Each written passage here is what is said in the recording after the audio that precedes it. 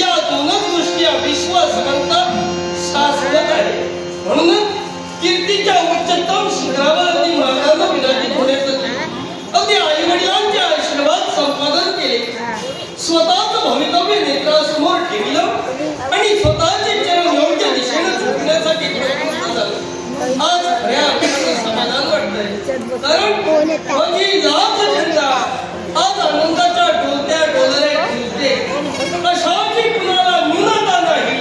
भगवंता ही तुझीच कृपा आहे, भगवंता ही तुझीच लीला आहे. हे जगाचे कारण आणि सत्य स्वरूप असणाऱ्या परमेश्वरा, जगाला आधार देणाऱ्या, चेतन स्वरूप असणाऱ्या, मुक्ती देणाऱ्या, अद्वैत तत्त्वज्ञ साऱ्या जगाला व्याप्त करणाऱ्या परमेश्वरा, तुझी लीला या विश्वात वाखाणण्या तुझी आहे. म्हणूनच तुझ्या पवित्र आणि शुद्ध चरणी सुवर्ण नगरीचा राज करता राजा शिव शतशः आठवतंय. गुरुमौलीचे शब्द मला आजही आठवतंय.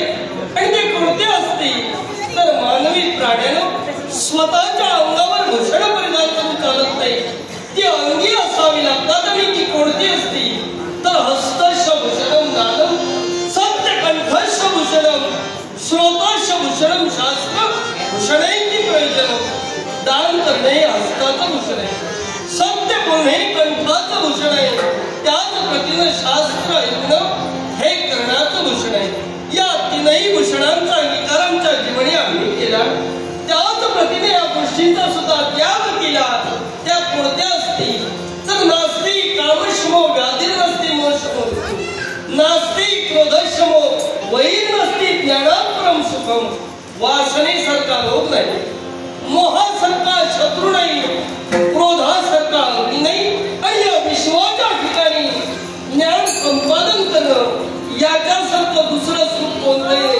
म्हणूनच 12 वर्षाच्या प्रदीर्घ काळापर्यंत गुरुआश्रमी जाऊन राहिलो, त्यांची सेवा केली, विद्याभ्यासात पारंगत झालो आणि पुनश्च सुवर्ण नगरीमध्ये शिवचरण पडलो. पाहतो तर काय नियतीच्या न्यायानुसार वंश परंपरा